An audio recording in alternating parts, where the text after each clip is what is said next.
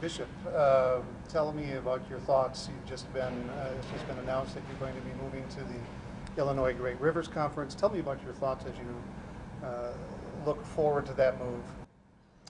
Well, I think this is going to be another good opportunity.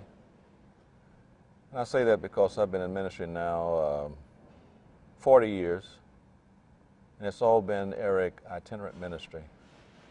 So that means all these years I've gone wherever I've been sent, even as I prefer to stay in a particular area. So this is just one more opportunity. My whole history says wherever I've gone, God is already there, awaiting me.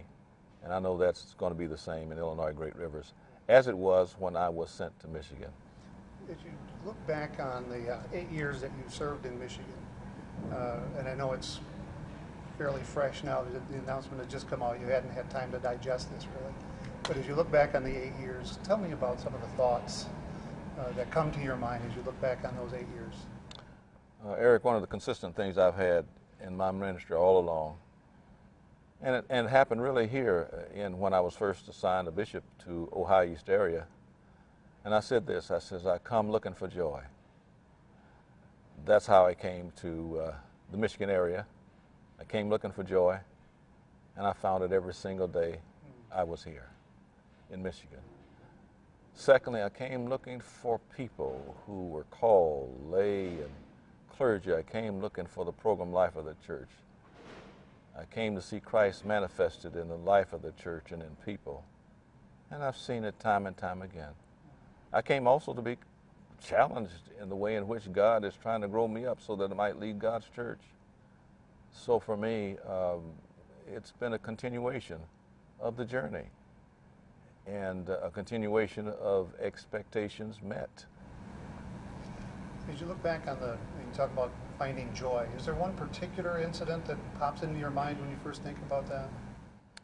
For me, it's just people and probably worship experiences, the preaching of the word, or a choir that sings, or someone who gets inspired, or for example at West Michigan Annual Conference this year where a woman did a rendition of the Lord's Prayer, powerful. Or when we might have a particular speaker who comes in and the way in which he or she speaks touches the heart, the mind, and the spirit.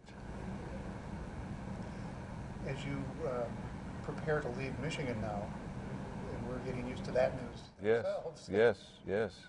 What, any words of advice or comfort or encouragement would you give to the new incoming Bishop, Deborah Kesey? Well, I already said to her today, she's going to meet some great people. She's going to have a good time. And I said to her, they're going to be receptive to your leadership. So she's already got the good word from me. And finally, any way in which I can help to make that transition, I told her I'm open to that. As you look back again on those 8 years that you've served in Michigan, are there any, the flip side of the joys, are there any painful memories perhaps, or any kind of discouragement, or things you look back on and say, boy, I wish I would have done something different, or could have done this? You always have painful memories. Anybody who makes appointments where you have to decide where people go, you can't make those decisions without there always being points of pain. People who are disappointed, people who are angry, people who are upset. So those things always go with you because that comes with the territory. You have the challenges, or that I've had the challenges where, sometimes the body gets weak. For example, I had surgery a year ago, and sometimes you get upset when your body in some sense seems to desert you and you don't have the strength that you need. But at the same time, that's a sorrow and a joy in the sense that, I've since recovered. Am I healed? Who knows?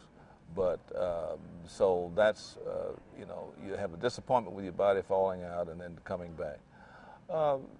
You have other times when, I've had other times when, for example, I've wanted the annual conferences both to be growing more versus losing membership. Secondly, I've wanted the annual conferences to both be able to pay 100% of their general church apportionments on both sides. Neither has been able to do that consistently all the way through, although we've had fits and starts in both places.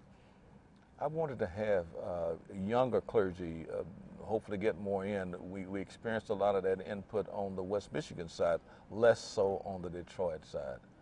I wanted to find my way into virtually every corner of this annual conference, of the Michigan area rather. I have not been able to do that, particularly in the UP or in some of the various areas, although I've hit virtually every district, every spot, but I have not visited all the churches, so that of course is a disappointment to me.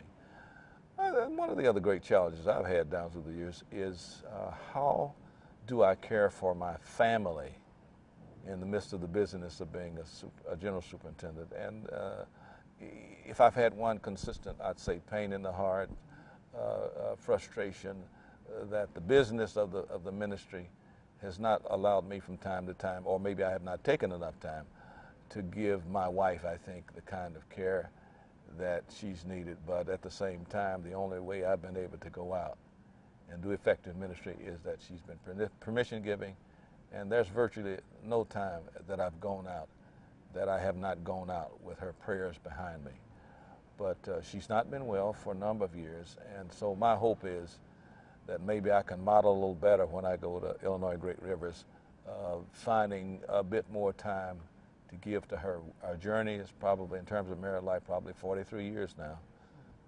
And I've got more years behind me, as we say, than in front of me. So I need to take some opportunity that I've not taken with family and with her in particular. So if you want to talk about frustration, probably that, because I've always probably, in terms of the vocational side, done pretty well. But a lot of people have to make a lot of sacrifices, and my wife in particular. Yeah. Mm-hmm. And we don't hear a lot about it. I mean, we give thanks to God for our spouses. That's right. That's right. But it's hard. It is. It's hard. It really is. Yeah. Anything else you want to add, or is that? Well, let me just say to all the folks in the Michigan area, I am extremely grateful for all that they've done for me and my family, and I simply wish them all Godspeed and know that they will ever be in my ministry and in my care. And I'm asking them, petitioning them, to pray for me as I take the rest of my journey.